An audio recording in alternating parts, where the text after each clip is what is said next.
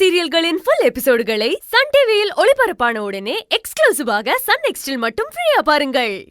ஈஸ்வரி, உனக்கு வாய் அதிகம்னு எனக்கு தெரியும், ஆனா இந்த அளவுக்கு இருக்கும்னு எனக்கு தெரியலப்பா. பாவம் அந்த கிரிஜா, அப்பாவி. உன்னை பத்தி சொன்னதெல்லாம் சரியாதான் இருக்கு. என்னது என்னது என்னது? கிரிஜா அப்பாவியா? ஆமா, அவ அப்பாவிதான், நீதான் அடப்பாவி. என்ன அபிமா,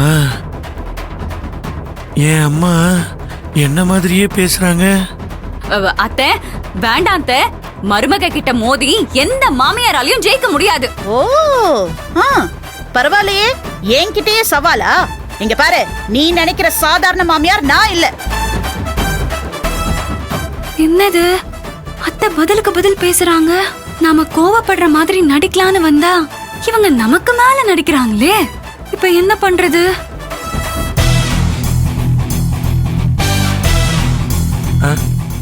சின்னையா, ப்ளீஸ் அத்தை கிட்ட சொல்லி என்ன காப்பாத்துங்க. நான் காப்பாத்த வரவா? என்னையே ஆண்டவன் தான் காப்பாத்தணும். என்ன என்ன பாக்குற, என்ன யோசிக்கிற? என்னையே வம்புக்கு இழுத்துக்கிட்டு இருக்கியா? இத நான் சும்மா விட போறதில்ல. அழகே, ஏ அழகு சுந்தரம். அம்மா இந்த வரமா. அம்மா அம்மா அம்மா, என்னம்மா?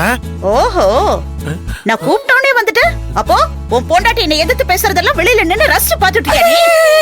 இல்ல இல்ல இல்ல, யார் சொன்னது யார் சொன்னது?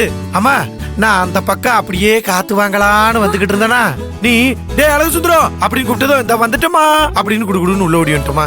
என்னம்மா, ஏதாவது பிரச்சனையா? ஆமாண்ணா, பிரச்சனை தான். உன் பொண்டாட்டி இருக்கல்ல ஈஸ்வரி, இந்த ஈஸ்வரி அவ என்கிட்ட பிரச்சனை பண்றாடா, சண்டை போடுறா. நீயா நானான்னு பாத்துக்கலான்னு சவால் விடுறாடா. இசு, உன் மனசுல நீ என்னதான் நினைச்சுக்கிட்டு இருக்க? என் அம்மா கிட்ட சண்டை போடுற அளவுக்கு நீ வந்துட்டியா? உன்னை என்ன பண்றேன்னு மட்டும் பாரு. வாடி வா. ஆமா, என்னம்மா? என்ன என்ன எங்க கூட்டிட்டு போற அவள? உன்னை எதிர்த்து பேசுனது எவ்வளவு பெரிய தப்பு. அதனால இவள கெஸ்ட் ஹவுஸுக்கு கூட்டிட்டு போய் என் பெல்ட்ட உருவி வெளுக்க போறமா. என் அம்மாவை எதிர்த்து பேசுனது தப்புன்னு இன்னைக்கு இவளுக்கு நான் புரிய வைக்க போறமா. இப்பதான்டா நீ என் மகன் ப்ரூவ் பண்ணிருக்க. ஆனா எதையுமே அங்க போய் பண்ணாத, என் கண்ணு முன்னாடி பண்ணு. அப்பதான் இவ அடி வாங்குறத நான் ரசிச்சு பாப்பேன். பண்ணு பண்ணு, அடி, நல்ல அடி. ஈசு, இதுக்கு மேல நம்ம நடிப்பு எடுபடாது. நம்ம சரணாகதி அடைஞ்சிருவோம்.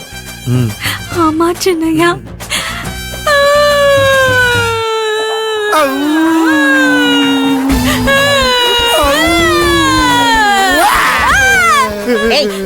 என்ன எதுக்கு பழுதுகிட்டு இருக்கீங்க? ஐயோ அத்தை, நானும் சின்னையாவும் நடிச்சோம். மன்னிச்சிருங்க. நானும் இவட சேர்த்து நடிச்சப்பா.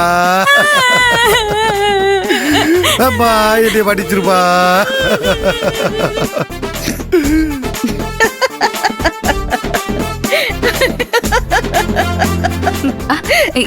என்னத்த சிரிக்கிறீங்க?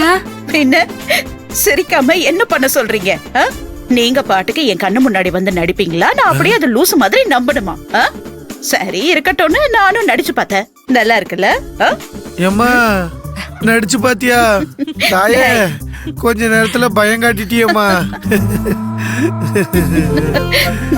பசங்க நல்லா நடிச்சம்மா நீ.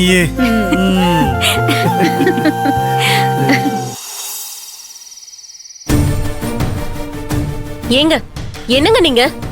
என்ன அமைதியாருன்னு எப்ப பார்த்தாலும் அட்வைஸ் பண்ணுவீங்கல்ல, கடைசியில நீங்க கொஞ்சம் கூட அமைதியா இல்லாம இப்படி டென்ஷன் ஆக்கி அந்த மீசக்காரன் கிட்ட சண்டைய போட்டு தேர் இழுத்து தெருவுல விட்ட மாதிரி பண்ணிட்டீங்களே.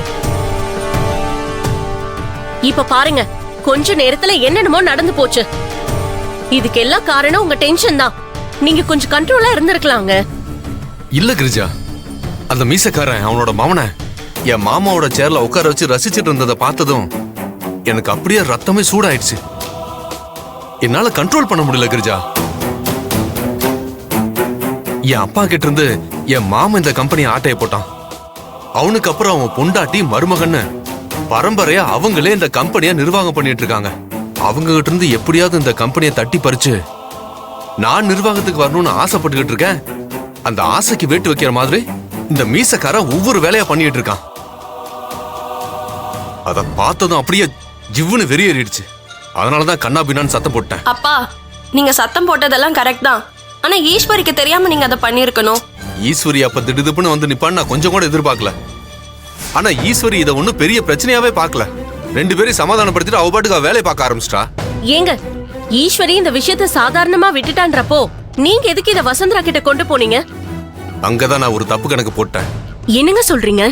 ஆமா கிரிஜா, சக்தி அவன் பையனை கம்பெனி பொறுப்புக்கு கொண்டு வரணும்னு ஆசைப்படுறாங்கிற விஷயம் வசுந்தராவுக்கு தெரிஞ்சதுன்னா அவளுக்கு சக்தி மேல கோவம் வரும், சக்தி மேல வெறுப்பு வரும். அதை வச்சு எப்படியாவது எங்க அக்கா மனசுல இடம் பிடிச்சிடலான்னு நினைச்சேன். ஆனா யானைக்கு அடிச இருக்குங்கிற மாதிரி என் கால்குலேஷன் எப்படியோ டோட்டலா மிஸ் ஆயிடுச்சு. நான் நினைச்சது ஒண்ணு நடந்தது ஒண்ணுன்னு எல்லாமே சொதப்பலாயிடுச்சு. சரி விடுங்கப்பா. ஈஸ்வரி சொன்ன ஐடியாவை கேட்டு நாங்க எல்லாரும் அத்தை கிட்ட மன்னிப்பு கேட்டதால அவங்க கோவம் குறைஞ்சிருச்சுல்ல. எதுக்கு நீங்க நடந்ததை நினைச்சு கவலைப்பட்டுட்டு இருக்கீங்க? நடக்க வேண்டியதை நினைச்சு கவனமா இருங்க. ஆமாங்க, இனிமே நாம எடுத்து வைக்கிற ஒவ்வொரு அடியையும் ரொம்ப ஜாக்கிரதையா எடுத்து வைக்கணும். ஆமா கிரிஜா, என் மாமாவோட நினைவு நாளை சிறப்பா கொண்டாடி வசுந்தரா மனசுல எப்படியாவது இடம் பிடிக்கணும்.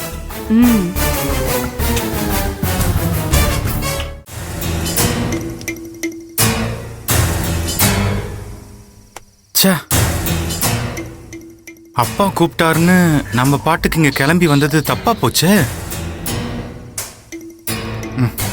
இந்த வீட்டுக்கு வந்ததுல இருந்து நம்ம லைஃப் ஸ்டைலே மாறிடும் போல இருக்கு.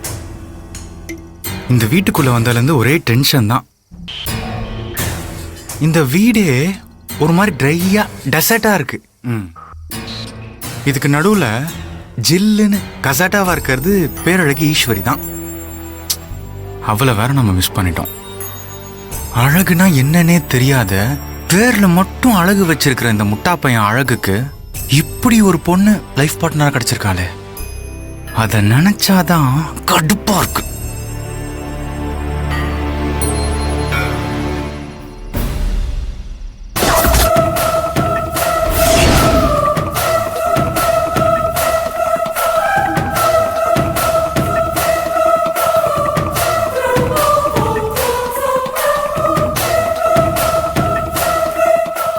இந்த பாவாடை தாவணியில ஈஸ்வரி ஆளையே கொல்றாளே.